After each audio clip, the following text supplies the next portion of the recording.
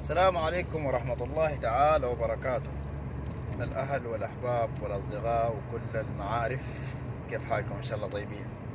يا أخواننا، اليومين اللي فاتت ديل بالتحديد أنا كنت ناشط في موضوع جبال الحسانية، حق أهلي وأولاد عمي وكده. فبالموضوع حق الاحتفال أو التجمع حق الكواهلة في جبل الجريف اللي هو شرفه عبد الفتاح البرهان. يا اخواننا، انا داير اسالكم، ليه الناس دائما بتفكر بمنظور الشخصي، ما بتعاين للطرف الاخر؟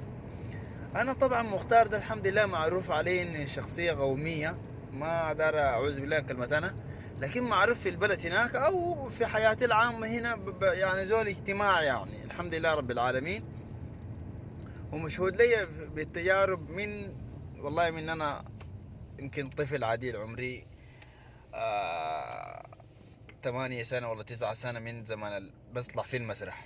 يعني زول عايش مع الناس كده ميكس، يعني مع أي إنسان، الصغير والكبير والجنس والقبيلته والدين والتوجه السياسي في أي شيء، في أي شيء.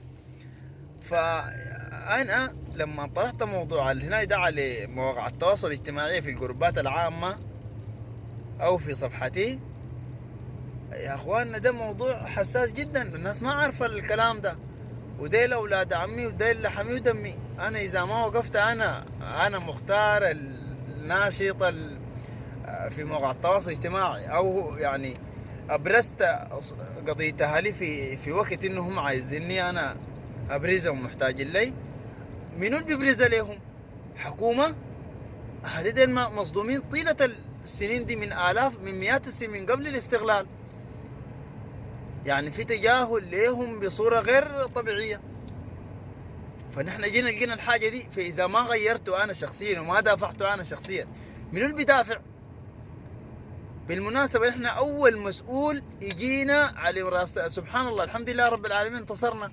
أول مسؤول جانا الآن السيد رئيس مجلس السادة عبد الفتاح البرهان، وجزاه الله خير، اتفهم لقضيتنا، وهي قضية حساسة. دي يا أخواننا أرض، وانتم عارفين ارتباط الانسان بالارض زي ارتباط الان نحن سودانيين او كعرب او كمسلمين، كلهم متضامنين مع القضيه الفلسطينيه عشان الارض وعشان المقدسات وكلام زي ده.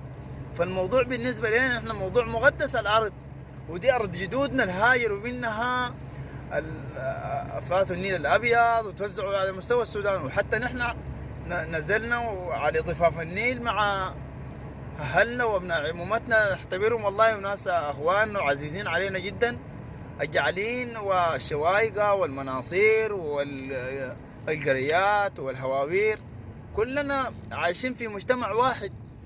فيا أخواننا، أنا لما طرحت الموضوع ده، وبالمناسبة أعوذ بالله كلمة أنا الموضوع ده أنا اللي أسرته على مواقع التواصل الاجتماعي، أنا اللي أسرته إنه جبل الجلف خط أحمر، و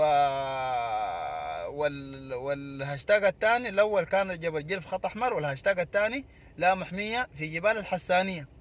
فالحمد لله رب العالمين بالشعارين ديل قدرنا جمعنا القبيله دي كلها، قبيله اتشتتت او هاجروا قبل مئات السنين، في ناس 200 سنه، في ناس 300 سنه، في ناس 160 سنه، في ناس 150 سنه، في ناس 100 سنه، وفي ناس 50 سنه، وفي ناس الان بتنزل من البحر، من الجبل بتمشي البحر. فنحن احتدت علينا الحكومة بطريقة غير مباشرة. 2003 تم تأسيس يعني محمية بقرار من رئيس الجمهورية وقتها المشير البشير، فلسه ماسكين في المشير. فالمهم لما تأسست المحمية دي، الناس كانت متعايشة معاها. فجأة الحكومة قبل 3 شهور ولا 6 شهور كده تقريبا، الحكومة قالت انا كيف قالوا لا، احنا ما دايرين ناس تاني يجي يزرعوا هنا، ووقفوا هنا ووقفوا الناس، قالوا لهم تاني ما تجي تزرعوا، وتزرعوا بآلات بدائية، السلوكة والطورية والكوريك، والمهم حاجات البدائية اللي عارفينها انتم القديمة. فنحن طبعا دورنا شنو؟ دورنا انه ندافع عن الموجود في الخلا، يدافع بنفسه، يجاهد، يصبر، يعمل القانون. ونحن دورنا يعني كأبناء يعني عندنا وسائل عدة حق الضغط استخدمناها، اللي هو صفحاتنا الشخصية أو مواقع التواصل أو تواصل مع أبناء عمومتنا الكواهل في كل مناطق السودان داخل وخارج السودان، واستنفرناهم في الموضوع ده.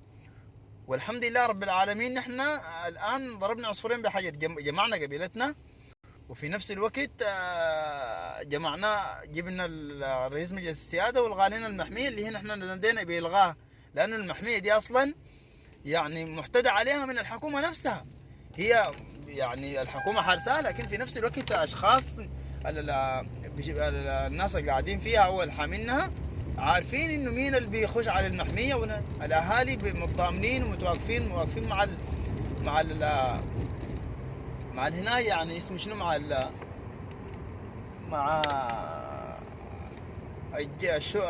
الحماية حقتها العساكر الضباط أو الأفراد. فالحمد لله رب العالمين حدث الحدث ونحن الحمد لله توفقنا. لكن دائما الناس عندها، أنا قبل ذكرت في بداية الكلام إنه يقولوا لك يا أخي أنت ليه بتتكلم باسم قبيلة ونحن أصلا واحد؟ يا جماعة صح واحد، نحن عايشنا. أنا الآن نحن عايشين في المتمة دي، المنطقة اللي نحن عايشين فيها دي، يعني نحن جينا مهاجرين لها من عشرات السنين. ويوم من الأيام برضو الحياة دي ما سبحان ربنا قال يعني في كتاب الكريم وتلك الأيام نداولها بين الناس. يعني أنا مش ما عارف المثل ده ينطبق على كلامي ده والله ما هنا، لكن يوم من الأيام ناس البحر ده كانوا في الخلا لما حصلت الحروبات. لكن دائما الناس بتحاول تزور التاريخ اللي هو يتزور. يوم من الأيام أنا ما داير يعني لما حصلت الحروب الانتقامية حقت مثلا المعركة حقت غردوم باشا والله الخديوي والله شنو عارف تقريبا، كان في حملة ضد أبناء شريط النيل بالتحديد، اللي هم يعني كان وقتها المكنمير لما انحرق الباشا تقريبا كان في حملات انتقامية، فكان الملجأ الوحيد جبال الحسانية. فنحن والله أنا براي شخصيا الكلام ده ما حضرته ولا أبوي حضره، لكن كلام مسبوت. يوم من الأيام الناس دي كانت الناس اللي على المدينة على ضفاف النيل لما حصل عليهم الحروبات كان الملجأ الوحيد جبال الحسانية، واستضفناهم هناك وكنا معاهم لما حصل الظرف ده. ونحن حصلت علينا برضه في نفس الوقت، نحن ضقنا المر في نفس المعارك حقت الانتقامية حقت الإنجليز أو الأتراك نفسهم برضه.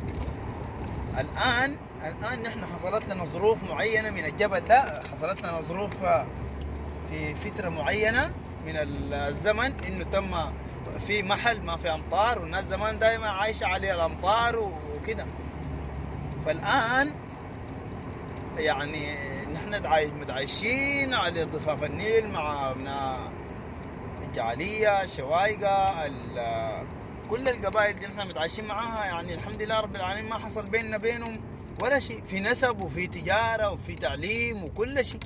نحن تعلمنا، ما علمونا أساتذة حسانية ولا كواهلة، علمونا أساتذة جعليين شوايقة، وتجارتنا معاهم وحياتنا معاهم. فأنا مختار ده شخصيا الحمد لله رب العالمين. كل بيت في المتمة دي بيعرفني، كل بيت والله. الأطفال اللي ولدوا بورايا عرفوا إنه أنا الحمد لله رب العالمين لا زول عنصري ولا زول هنا، بل والله بدافع عن والله حتى لو من أولاد أهلي لما نحس يعني ينتقدوا قبيلة معين أو شخص معين بقول لهم لا والله الغلط منكم ما من الناس ديل. إذا كان غلطانين هم بقول أيوة غلطانين صح، أنتوا غلطانين أولاد عمين، الناس ديل غلطانين فيكم، لكن حاولوا كده.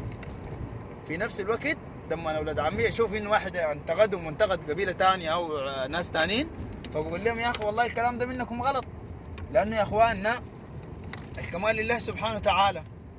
فالإخوان في البيت بتلقى يعني مختلفين، ولا يغير الله ما بقوم حتى يغيروا ما بأنفسهم. كنت دائما بقول الكلام ده عشان إنه يتغيروا ويتأقلموا مع الجو اللي هو فيه. والحمد لله رب العالمين طالت السنين والناس صبرت ورجعت الامور يعني مش رجعت، يعني صارت الامور يعني ما شاء الله تبارك الله. الان احنا متعايشين هناك، ما تجي تعرف ده قبيلته شنو، ولا ده جنسه شنو، ولا ده شغال شنو، ولا مهنته شنو، ولا كلام زي ده. انا ده مختار، ده عمري هسه 28 ولا 29، عاصرت كل الشيء اللي حصل ده. عاصرت انه يوم من الايام اهاليهم يحسوا بانهم شويه يعني وضعهم الاجتماعي ضعيف، لكن الحمد لله رب العالمين في فتره بسيطه نحن الشباب اللي قمنا ديل بدون عنصريه، بدون تمييز، بدون اي شيء، ما شاء الله تبارك الله تعايشنا وتأقلمنا مع الناس، وبقينا وجه لأهلنا ودمجنا أهلنا ذاته في المجتمع سريع جدا. الجيل الحاضر ده والله الواحد لو لبس بنطلون وقميص بس وظهر بمظهر جميل مع ناس يعني تحسبوا انه هو ممثلك، لبس يعني تأقلم معاه. يعني حتى نحن زمان كان ما عندنا الواحد يعني عيب عليك انك تلبس بنطلون وقميص. نحن زمان عندنا في اهلنا ديل عيب انك تلبس بنطلون وقميص. ليه؟ لانه المجتمع حقنا ما كان بيتقبل الاخر. لا، الليله اليوم الحمد لله رب العالمين من يعني من الحاجات الحسنه انه الناس تأقلمت وعاشت، والحمد لله رب العالمين. الان نحن متعايشين امورنا ما شاء الله تبارك الله. لكن والله العظيم انا النشر والهناي ده ما احس ما منتقد قبيله ولا عندي كراهيه في قبيله، بل الحمد لله رب العالمين. انا ولد بيت، كل اي بيت في المتمه دي انا ولده. اي اسره انا يعرفوني والله، الصغير والكبير، والحمد لله رب العالمين. اصله ما تلومنا في زول ولا عيبنا زول ولا عبنا في زول، والحمد لله رب العالمين. الشيء ده مزبوط على الواقع، مو كلام انا بقوله ولا رياء ولا تكبر مني. فجماعة الناس دائما تاخذ الموضوع من ناحية إيجابية مش سلبية، ولا تاخذ الموضوع من حقد وحسادة. فالحمد لله رب العالمين الوضع ماشي كويس والناس متعايشة، ونسأل الله لنا ولكم جميعا التوفيق والسداد. ابنكم مختار عبد النبي محمد متى